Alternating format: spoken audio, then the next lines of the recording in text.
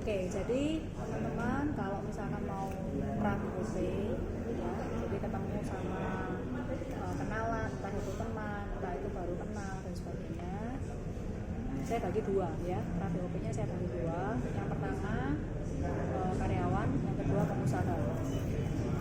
Kalau yang karyawan itu kita pertama kali ngobrol tentang pasti tentang pekerjaannya dia, berapa lama dia bekerja, sudah pernah pindah berapa kali, kemana aja, terus job desk-nya dia sekarang apa, jam kerjanya, apakah dia happy di tempat kerjanya sudah terasa dan sebagainya.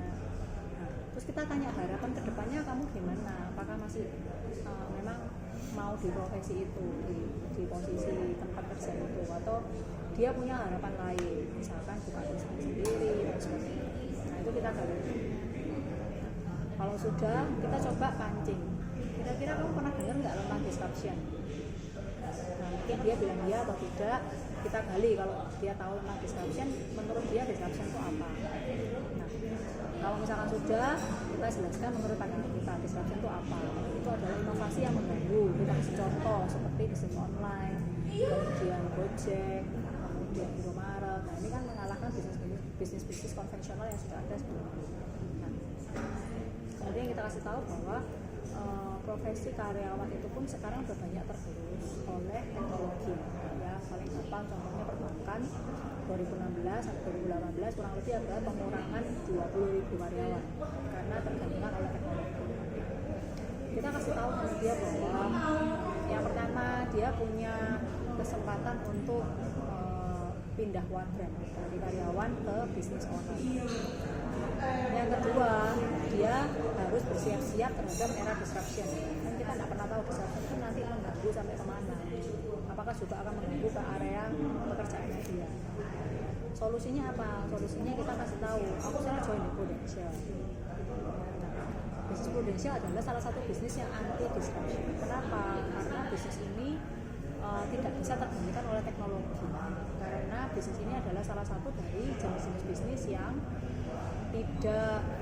yang membutuhkan penjelasan.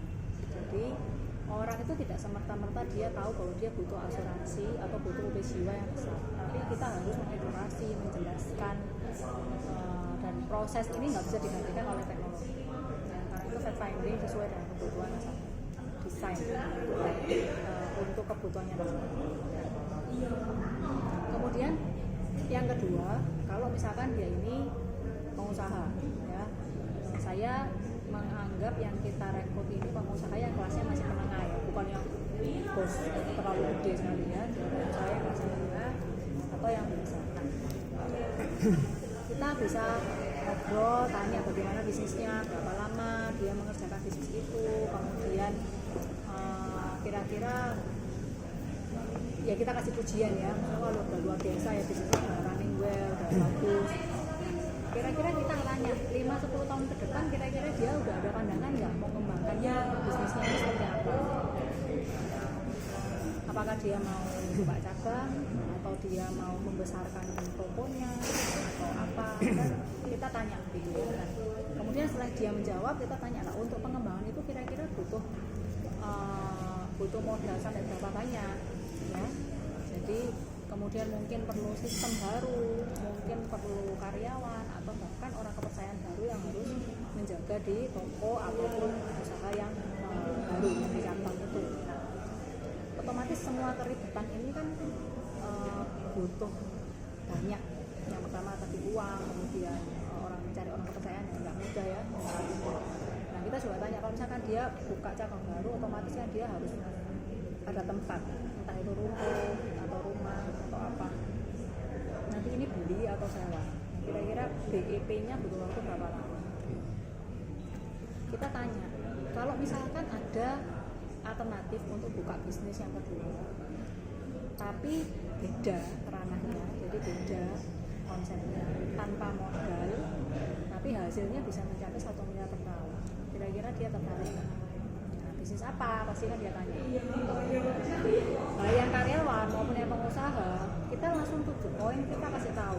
Saya di bisnis Prudential. Nah, responnya kemungkinan akan gitu ya, atau langsung menolak. Oh enggak lah pokoknya gitu-gitu aku nggak suka, oh aku nggak bisa ngomong, aku nggak punya banyak teman, aku istilahnya kalau nawarin orang itu nggak bisa, suruh telaten kayak kamu gini nggak bisa, aku udah nawarin sekali tolak ya wis aku nanti mau datang lagi.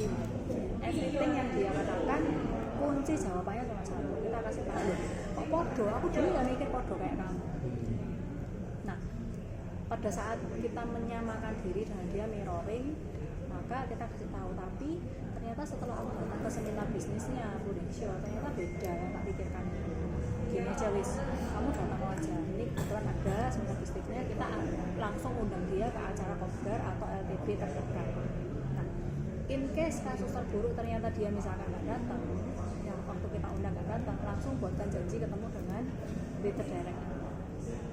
Oke, sip. Guys, kembali lagi dengan Cici Bud. Ini tadi penjelasan dari seorang leader, Ibu Elizabeth Wibiasari namanya. Tadi kan belum diperkenalkan ya. Mungkin ada pertanyaan gini Bu Elizabeth, bagaimana kan produknya nggak ada, saya susah menjelaskan. Lebih baik saya jual yang ada produknya, misalnya properti. Bagaimana? Ya, sebenarnya kalau kita bicara tentang produk keuangan, itu kita nggak cuma bicara tentang insurans. Insurans itu hanya salah satu dari jenis produk keuangan.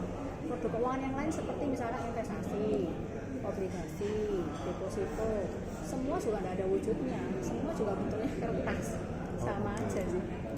Jadi guys, Anda nggak perlu khawatir, meskipun tidak ada wujudnya, tetapi masih ada sertifikat yang diterima oleh seorang nasabah dalam bentuk polis. Terus kemudian gini, saya ini nggak pinter ngomong, nggak bisa menjelaskan, nggak suka ketemu orang. Apa?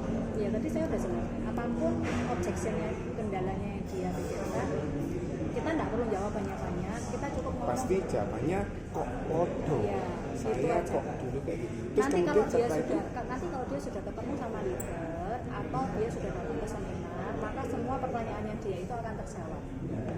Terus kemudian pertanyaan yang mungkin sering dilontarkan tentang sulit jual asuransi. Dan saya tahu yang sukses di asuransi banyak, tapi jualnya sulit. Bagaimana? Kalau sulit kenapa banyak yang berhasil? Iya, berhasil. Tapi kan bisa jadi ngawalinya sulit.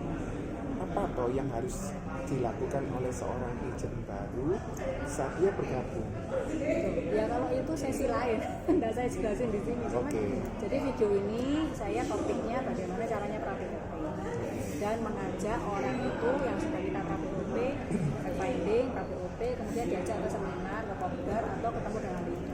Ya, jadi topiknya itu aja videonya, jadi nggak melebar kemana-mana. Tapi kalau misalnya dia ternyata nggak yakin dengan dirinya sendiri dengan penjelasan PRAPOP, apa yang harus dilakukan? Apakah ditemukan dengan leadernya? Ya, bisa aja.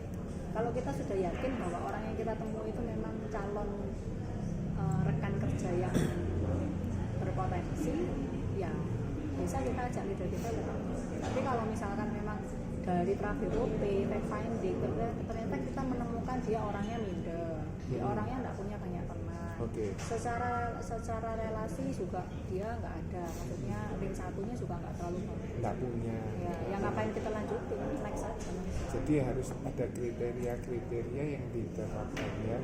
Oke, guys, barangkali Anda ingin bertanya lebih lanjut, kira-kira Bu Elizabeth bisa menjelaskan lebih lanjut. Barangkali ada teman-teman yang bertanya, boleh kasih nomor teleponnya Bu Elizabeth.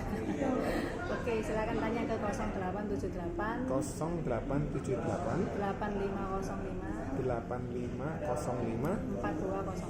4200. Jadi apakah misalnya orang yang dari latar belakang yang berbeda-beda boleh ya untuk bertanya, barangkali mereka ingin bergabung boleh ya? Oh, sangat boleh ya. Tentu saja Anda yang kepingin cari uang gitu ya, Anda yang kepingin merubah nasibnya bisa menghubungi Bu Elizabeth, atau juga bisa menghubungi ke teman-teman yang mungkin Anda kenal, atau bisa menghubungi ke Bu Elizabeth. Terima kasih guys, semoga video ini bisa bermanfaat buat Anda semua. God bless you all. Bu Elizabeth, thank you buat penjelasannya. Bye.